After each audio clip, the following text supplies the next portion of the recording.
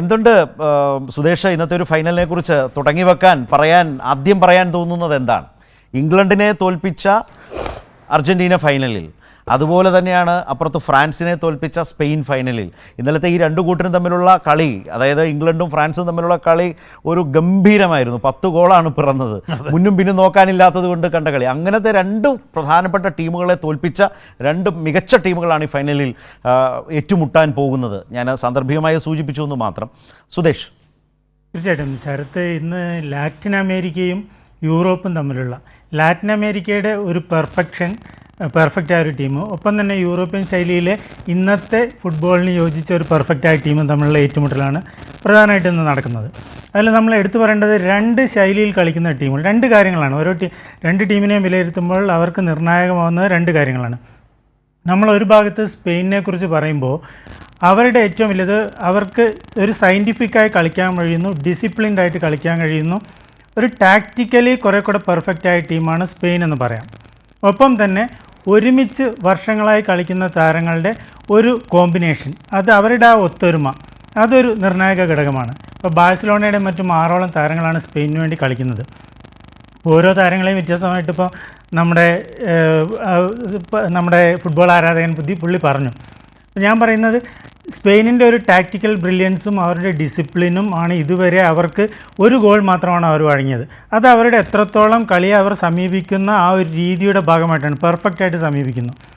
ഇവർക്ക് നേരിടാനുള്ളത് മറുപക്ഷത്ത് അർജൻറ്റീനയെ സംബന്ധിച്ച് ജയിക്കാനുള്ള അടങ്ങാത്തൊരു ആവേശം, ഒപ്പം തന്നെ ആ ടീമിലുള്ള മെസ്സി എന്ന മാന്ത്രികൻ്റെ സാന്നിധ്യം അവരിലുണ്ടാക്കുന്ന ഒരു ഒത്തൊരുമ, ഈ ഘടകമാണ് ഏറ്റവും നിർണായകമാവുക. മെസ്സി എന്ന മാന്ത്രികൻ്റെ സാന്നിധ്യം, അദ്ദേഹത്തെ മെസ്സിക്ക് വേണ്ടി എന്ന പോലെ എന്തിനും തയ്യാറായി കളിക്കുന്ന ഒരു ടീം, ഈ ആവേശവും ഇവർക്കുള്ള ജയിക്കാനുള്ള ഒരു വല്ലാത്ത ദാഹവും നമ്മൾ കാണുന്നതാണ്. കഴിഞ്ഞ അർജൻറ്റീന നേടിയ 19 ഗോളിൽ 12ഉം 75 മിനിറ്റുകൾക്ക് ശേഷമാണ്. പല ടീമുകളും ഒരു ഘട്ടത്തിൽ തളരുന്ന ഒരു ഘട്ടത്തിൽ വല്ലാത്തൊരു ആവേശത്തോടെ കളിക്കുന്ന ഒരു ടീമിനെ നമ്മൾ കാണുന്നു. അത് തീർച്ചയായിട്ടും ലാറ്റിൻ അമേരിക്കയുടെ ശൈലിയിൽ അവർ ഹൃദയം കൊണ്ട് പന്ത് കെട്ടുന്നതുകൊണ്ട് തന്നെയാണ്. മറുപക്ഷത്ത് കുറേ കൂടെ ക്ലിനിക്കലായിട്ടുള്ള ഒരു ടീമാണ്. അവർ കൃത്യമായ തന്ത്രങ്ങളോടുകൂടി ഇറങ്ങുന്നവരാണ്. അത് നടപ്പാക്കാൻ പ്രാപ്തിയുള്ള കൃത്യമായ നിലവാരമുള്ള താരങ്ങൾ അവർക്കുണ്ട്. ഇപ്പോൾ അലക്സ് ബെയ്നെയും ഒയർസബാലിനെയൊക്കെ പോലുള്ള താരങ്ങൾ നമുക്കറിയാം.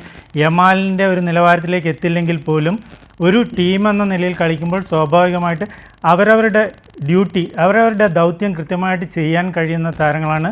ഏറ്റവും നിർണായകമാവുക സ്പെയിനിൻ്റെ പ്രതിരോധം, കുബാർസിയും ലപ്പോർട്ടയും. അവിടെ കുബാർസി എന്ന 19കാരൻ, അദ്ദേഹം ഏറെക്കുറെ പക്വമതിയായി കഴിഞ്ഞു. യുവതാരം എന്ന് പറയുമെങ്കിൽ പോലും അദ്ദേഹം 17-ാം വയസ്സിൽ തന്നെ ദേശീയ ടീമിന് വേണ്ടി കളിച്ചു തുടങ്ങി. ലപ്പോർട്ട്, അതിലും നിർണായകമാവുന്നത് പെഡ്രോ പൊറോയുടെയും കുക്കുറലയുടെയും ഓവർലാപ്പുകളും, ഒപ്പം തന്നെ പിന്നിലേക്ക് തിരിച്ചെത്തി തങ്ങളുടെ സെൻട്രൽ ഡിഫൻഡർമാരെ സഹായിക്കാനുള്ള അവരുടെ ഒരു മികവ്. സ്വാഭാവികമായിട്ടും ഇവിടെ അർജൻറ്റീനയെ പോലുള്ള ശക്തനായ ഒരു എതിരാളിക്കെതിരെ കളിക്കുമ്പോൾ റോഡ്രിയെ പോലൊരു താരം ഏറ്റവും നിർണായകമാണ്. നമ്മൾ കണ്ടാണ് മാഞ്ചസ്റ്റർ സിറ്റിയിലും മറ്റും കഴിഞ്ഞ 5ഓളം വർഷങ്ങളായി റോഡ്രി ഏറ്റവും നല്ല രീതിയിൽ നമ്മളെ അത്ഭുതപ്പെടുത്തുന്ന രീതിയിൽ കളിക്കുന്നു. അപ്പോൾ റോഡ്രിയുടെ ഒരു സാന്നിധ്യം, സ്പെയിനിൻ്റെ എല്ലാ നീക്കങ്ങളും തുടങ്ങുന്നത് റോഡ്രിയിൽ നിന്നാണ് നമ്മൾ കാണുന്നു. ഒപ്പം അദ്ദേഹത്തെ ഇന്ന് ഫാബിയൻ റൂയിസ് സഹായിക്കാൻ കൂടുതൽ വരേണ്ടി വരും. കാരണം മെസ്സിയാണ് സെൻട്രൽ ആയിട്ട് അർജൻറ്റീനയ്ക്ക് വേണ്ടി സെൻട്രലായിട്ട് കളിക്കാൻ വരുന്നത്. സ്വാഭാവികമായിട്ടും ഫാബിയൻ റൂയിസിന് റോഡ്രിയെ സഹായിക്കാൻ വരേണ്ടി വരും. അപ്പോൾ എങ്ങനെയായിരിക്കും ഓൾമോയും ഒയർസബാലും അലക്സ് ബെയ്നെയും യമാലും ഏത് രീതിയിലായിരിക്കും മുന്നേറുക? വലിയ പിന്തുണ മിഡ്ഫീൽഡിൽ നിന്ന് അവർക്ക് ഇന്ന് കിട്ടാൻ സാധ്യതയില്ല. അപ്പോൾ സ്വാഭാവികമായിട്ടും പന്ത് കൂടുതൽ കൈവശം വയ്ക്കാൻ സ്പെയിൻ ശ്രമിക്കുക തന്നെ ചെയ്യും. അതിനെ തകർക്കാൻ അർജൻറ്റീനയ്ക്ക് സാധിക്കുമോ? ആ സ്പെയിൻ ചെലുത്തുന്ന പ്രഷറിനെ അതിജീവിക്കാൻ വേണ്ടി ഇന്നും ഈ 39-ാം വയസ്സിലും അതിഗംഭീരമായി ഡ്രിബിൾ ചെയ്ത് കളിക്കുന്ന മെസ്സിക്ക് സാധിക്കുമോ എന്നുള്ളതാണ് ഇന്ന് നിർണായകമാവുക. ഒപ്പം ഞാൻ നേരത്തെ പറഞ്ഞതുപോലെ അർജൻറ്റീനയുടെ ഒരു വിജയദാഹവും സ്പെയിനിൻ്റെ ഒരു കൃത്യതയുമാണ് ഇന്ന് ഏറ്റുമുട്ടുന്നത്.